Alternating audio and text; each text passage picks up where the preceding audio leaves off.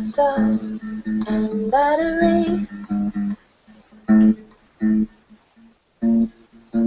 Hosted by Mel and Kelly. And Mike. Forget what you know.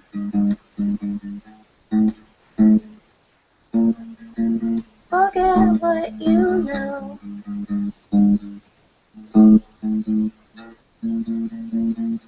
Saul and Battery.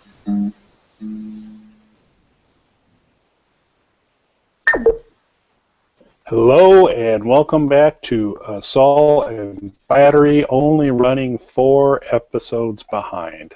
So I'm Kelly Toole. I mean, that's not that horrible. bad. Yeah, I mean, it could be worse. You're doing way worse than that. That's the way I approach life. Hey, I could be doing way worse than this. That's the only way I think we can keep on keeping on right now. I'm Kelly Toole at KELLYTHUL on Twitter, and joining me as always in the 4-episode late mode is Mike. Hello. Hi, everybody. You can find me at Official Pagan on Twitter. And so how up to speed are you with the current show, Mike? Are you where are you at episode? Do you have a little catch up to do, or did you catch the episode last night? I have a little bit of catch up to do, actually. Okay. I'd really like to talk about that. That episode is a good one. So we will get to it. But this episode we're talking about tonight's pretty fun too. So we will get to them, and we're working on trying to set up kind of what would be a fun show for the finale, which we will try and do close to after the finale airs. Maybe not. I have a 2-word suggestion for that. Human sacrifice. So that hadn't been on the list. That's a new one. I think I'm going to have to mull that one over. But did you have anyone in mind, or is that like a? Nobody. I'm more of an idea guy. I'm just spitballing here. I think it's worth a shot. I think maybe we'll get a listener to volunteer, and so then we can kind of do that. I don't think Chris Hardwick has done human sacrifice, so take that. That's right. We could beat him to that. That would be good. The first Better Call Saul after show to have a human sacrifice right here. You're a thinker, by gosh. Gotta give you credit for that. But basically, we all know Mike is stalling because he's going to be responsible for doing it. I failed miserably last week. But there was a lot of stuff to talk about last week, and we were rusty. But now we're back in the groove, so I'm sure Mike's going to knock it out of the park. He will be doing the 1-minute recap. I'm going to... we won't have a steady cam for tonight on our timer, but boy, it shouldn't be that hard to keep it on the timer, but there we go. Okay, I'm gonna open up my notes so you tell me when to start. Okay, I will do that. So I'll give you ready, set, recap. Okay. I like it. All right, ready, set, recap. We open with an electricity-embracing Chuck preparing his wife for their impending dinner with fresh mailroom hire Jimmy. Much to Chuck's displeasure, Jimmy was able to win his wife over with a barrage of lawyer jokes. He makes an ill-fated attempt at one himself later that night. Back in prequel present, Jimmy finds that he's being babysat by a second-year associate, while Kim is also working late and ignoring his calls. Jimmy makes an after-hours visit to HHM to try and convince Kim to sue them over the treatment she's receiving. 32. Jimmy's babysitter shuts down a teddy bear bribe. Kim brings in a new client while attempting to telemarket herself out of the doghouse. Kim and Chuck discuss Jimmy's disreputable past while Mike accepts $5,000 and a gun charge over coffee. Done. Oh, man, you're too good. You're way too good. Well done. So I think Electricity Embracing Chuck, you had a lot of great band names in there. There was Electricity and Teddy Bear Bribe. Teddy Bear Bribe, I think, is possibly the best. Teddy Bear Bribe was good, but I actually liked Back in Prequel Present. It's not a good band name, but it could be used like a song lyric or something. It's the double album concept, concept double album, concept album kind of deal. That would be. Oh yeah, that would be perfect. That would you have parts of Emerson, Lake, and Palmer join you for it. It could be It could be outstanding. So I have to kind of slowly make my way to, or no, so that was great. You guys are really putting me to shame. I just loved Mel's recap, and then Mel killed it. Mel had the best one so far. and you do really well. I had some concerns when you hit the half. I didn't know if you needed that kind of halfway point marker or not, but I decided to give it to you on the off chance it'd throw you off as well. Because we did agree that this was the episode we could begin to mess with each other, which that was true, and you did get me. I definitely tripped up, but at the same time, it helped me because I was going a little bit slower on that first half, and I might not have made it all the way through. Yeah, maybe I should have just kept my mouth shut. So, I definitely picked up the pace on the back half. Yeah, you did. So. You moved right through there, and so this is a fun episode. As far as questions go, why don't I'll start, actually. I'll go ahead and start here. So we do see the electricity embracing Chuck early on. Yes, we do. Still kind of an asshat, but he's at least okay with electricity, and seems a very well put together, talented, smart wife. Seems very normal and got her own career going in a big way. What do you think caused the eventual split of Chuck and Rebecca? Okay, so I'm going to try and word this as nicely as possible. Oh, this is trouble. Because, from past experience, I know how you can get a little bit out of hand on a podcast every now and then. Yeah, that's a problem. And so what I'm going to say is maybe there was some experimentation that led to a personal massager malfunction, and that's where Chuck's fear of electricity comes from. That's a rich tapestry of an idea. That's not where you went.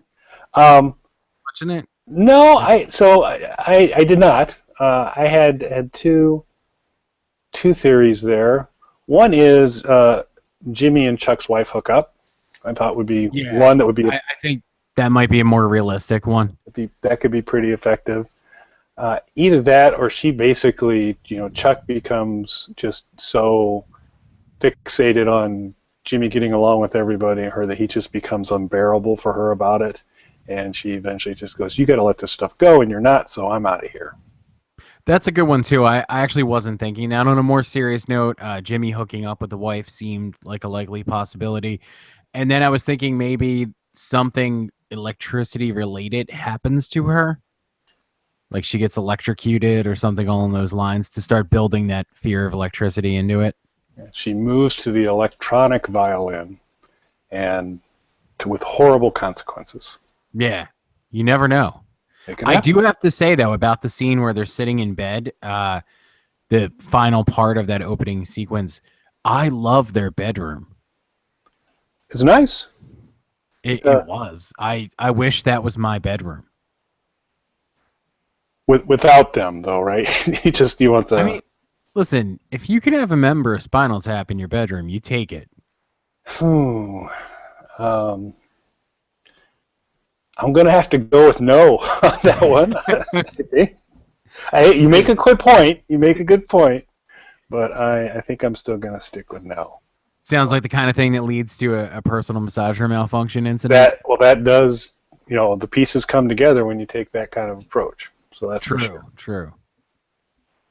All righty. So, got a question for me? Yeah. So that was a really good one with what happened to the wife. What do you think? I'm going to jump a little bit ahead now because I feel like these two scenes kind of tie together. When Chuck is discussing Jimmy's past with their father's store and his suspicions, or whether or not it was all right, it's a two-part question. Do you think that story was true, that Jimmy had been skimming from the father? to the tune of a total of $14,000+. And why do you think he's telling Kim that? What does he get out of that? So, so we will get additional dimension on this in future episodes. But at this point in time in watching it, I felt that there was truth to Chuck's story, but that it wasn't to the level that, to a certain way he inferred that Jimmy buried his father through stealing from the till, and that's what brought the business down. I'm sure that Jimmy liberated a few dollars here and there, but I don't think it was to the extent. So I don't think this story was entirely false, but I don't think it was to the magnitude that Chuck presented it, because he's always going to present Jimmy in the worst light. Right. As far as his motivation is, I think, and this has been kind of interesting because when you get into some of the cast interviews and podcasts where they're talking, and anytime you get Michael McKean and Bob Odenkirk talking about Jimmy and Chuck, we never hear it in the show, but part of their backstory that they've developed is Mom always liked Jimmy better. Jimmy was the one, Chuck made Mom proud, but Jimmy made Mom laugh, and Chuck could never make Mom laugh. And you kind of even saw, and so not only Mom, but Chuck's wife, same thing. And so I think Chuck is locked in at some point to say, you know what, I'm gonna take Jimmy down a peg, and for Kim, if he's gonna kind of be the knight in white armor and pour oil on the water to calm things down with Howard and get Kim out of the doghouse, and he can kind of say Jimmy's not everything you think he is. He can maybe get ahead of Jimmy with somebody, and I think he's tired of always being second place.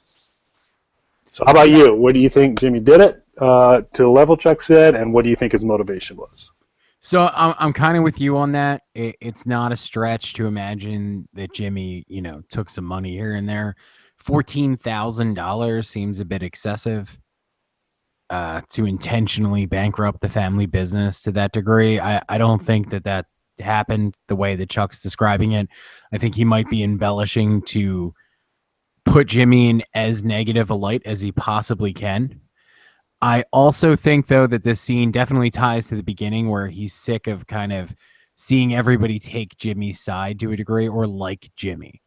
So this was an opportunity for him to undermine that with somebody who Jimmy had already won over and kind of take some of that back, take some of that away from him. Yeah, I like it. It was Ray Seahorn, who plays Kim. We talked first season that I'm a big fan of hers in terms of the portrayal. She's been it's an interesting character, and she's performing it really well. She's really coming into her own this season because, first season it's the Jimmy McGill story, Saul Goodman story, but it's also the Mike story. We're getting lots of backstory on Mike, and we're still getting all of that, but now we're getting kind of, Kim's almost getting equal footing too, that we're learning more and more about her. And so I think that's she's a great cool character, and like you said, the actress just plays her so well. Yeah, it's pretty awesome. And so speaking of which, my next question is related to Kim. If you're Howard Hamlin, would you have let Kim out of the doghouse at the end of the day when she just brought in a huge amount of business, or would you do what Howard did, which was, nope, you're still busy, you got a lot to do in doc review? So is this if it was me at a law firm or if I was Howard? Yeah. If you were Howard. If I was Howard, well, so personally, I feel like you always have to put business first, and obviously Kim is good for business. So I get, I'm mad at her for the situation, and there's going to be some sort of repercussions for that. But once, she makes good and brings business in, that's really what it's all about in the end. You? Yeah, it sure seemed to me that she demonstrated, I guess the part of the lens, though, is what he and Chuck are still operating under until the tail end of the episode, is that Kim had no idea that the video was unsanctioned. She thought it had full approval, and she didn't share any of that in the set down. So Howard thinks she saw something, she knew it wasn't approved, she didn't say a word. So it was a pretty big lapse in judgment. So Right. you got to kind of undo that, unring that bell. But I think on her own, bringing in somebody that big, working relationships for the benefit of the company, to me, that would be, you got to get her at least on probation to say, okay, so now you got a mixed bag. You're really showing me what you can do, but you also really made a bad choice. So. Right. And that's the important thing sort of with this too, is that like, okay, Howard's being set up to be a really unlikable character, but to take it from his perspective, as far as he knows, she knew this was an unsanctioned act, like you said, and did nothing to warn anyone and put their business in jeopardy. So he's not, he might not be a likable guy in this situation, but he's not necessarily the bad guy in this situation though either. No, and that's what's nice about this show is that with the exception of Tuco, who even Tuco has a kind of a he takes care of his abuelita, and he's a good guy, but it's really hard to totally lock in and say this character is really, really good or this character is really, really bad, because even Chuck, who I'm not a fan of the character at all, there are moments and elements of that where you kind of get where he's coming from and understand some of his frustrations and challenges. And so it's good to have kind of like not one-dimensional characters who go, oh, that's the bad guy and this is the good guy and all that. So it's pretty cool. Right, and you can almost relate to Chuck in a sense because the audience is doing what the people around Chuck are doing that frustrates him, which is embracing Jimmy despite the fact that he's doing bad things. Yep. Yeah, and that's a really great point. All right. You got one more question for me? Sure. So in this episode we see Mike's face healing up. He's put up the daughter-in-law and the granddaughter in, was that a motel or an apartment? Was that like a hotel or an apartment? I couldn't tell. I think it's like an apartment complex with a pool. Okay. So he put them up in an apartment, and then later in the episode, we see him contemplating accepting the gun charge, which will make things easier on Tuco in exchange for $5,000. How far do you think this is going to go? Him putting himself in jeopardy to take care of them? Because I get the impression, obviously, there is a breaking point between him and the daughter-in-law at some point. So, like, how far does this go before the actual falling out between them? Well, so why? I mean, are you kind of saying there's a breaking point because in Breaking Bad you didn't see the two of them intersect much? That there was kind of always right. I'm taking it like that. At some point there's a split or something. Like obviously, because we know he's alive and well in Breaking Bad, he doesn't just keep taking hits in order to pay for her lifestyle. Right. Yeah, I think he gets smarter about it eventually. I think he has to in terms of some of his choices. But I think so. If you kind of he loves his granddaughter, and I think he will go through a lot for them. Partially just kind of in tribute for his son and feeling kind of obligated that he had a role in his son being killed, and so are contributed to that happening, and so he is going to just weather whatever. So I don't think that there's much of a breaking point. I do think he will eventually become more, because what happened here is he made a choice to say, I could shoot this guy or I could go this route and get beat up and still get the money, but I haven't killed somebody. I think that's going to go away. I think, we know that goes away because he's obviously gotten very comfortable killing people by the time Breaking Bad comes along. Right. So I think that's the break. I think he eventually will decide, I don't have to take this abuse. I don't have to take this risk because if I just start being okay killing people, this gets a lot easier. Right. Now, this is a completely hypothetical question. How much money would it take for you to kill somebody? You? Is this, there is a bit of who probably in there. So Theoretically, like you're in a situation. I'm not going to say nobody's dying or anything like that, but like you do need the money. You're becoming desperate for the money. Like and let's not even say murder, but like what specifically, but what is the dollar amount that it would take for you to go against your own moral judgments? So I'm not a smart man, but I've learned when you have posted questions like this to me before, that the right answer is, I would never forego my moral high ground for any amount of money. So that's my official answer. I like it. But you don't have to take that. So I'm kind of to the nearest dollar. It would have to clear out whatever debt I was in at the time. Fair enough. Yeah. Fair enough.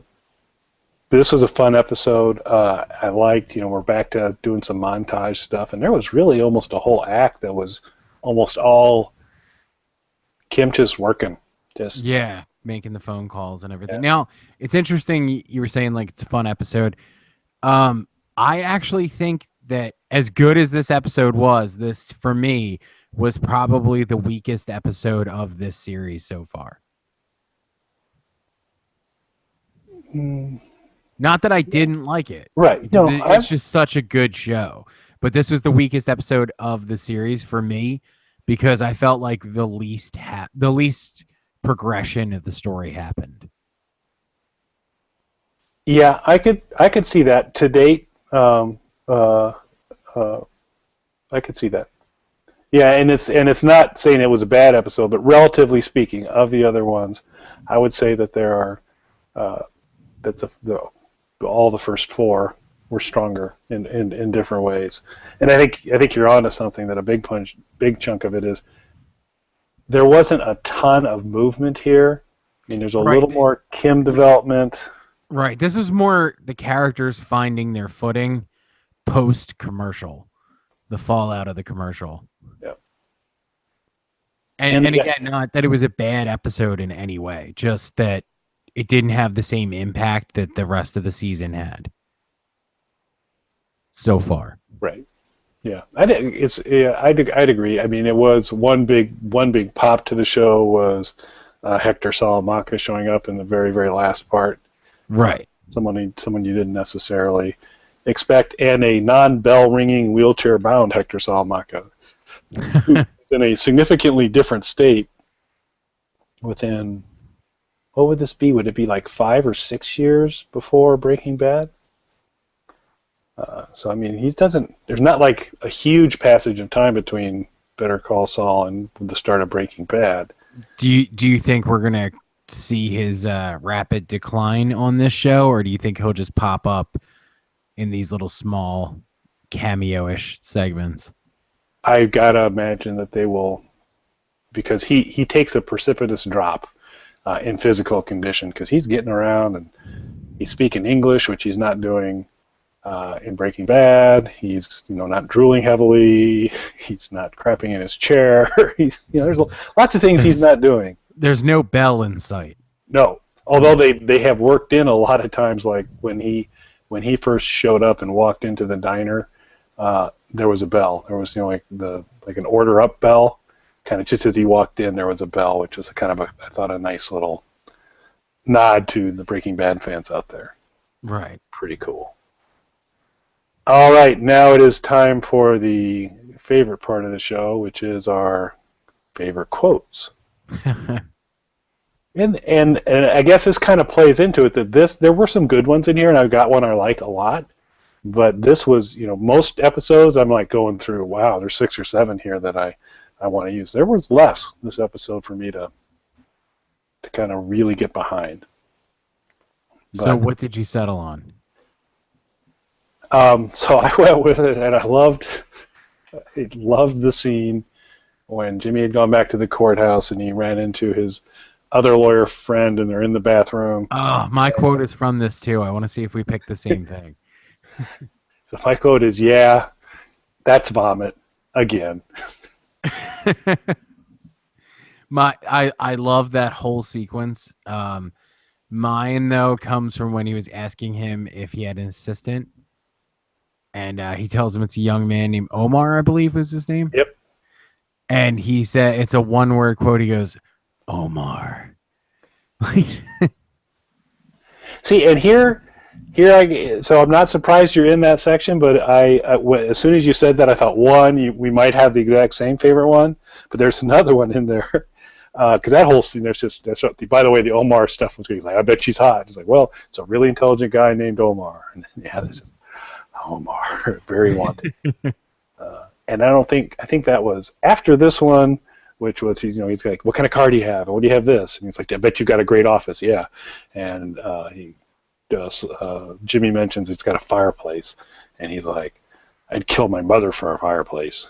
That was my second or third choice. It was all of my potential quotes came from this sequence. Yeah, it was and it wasn't slapstick humor. It was just a really good, funny moment, and you just that whole thing of that's bombing again, and he's like trying to narrow down. Well, it could have come from one or two clients. So the guy obviously deals with a lot of stuff there. So, all right.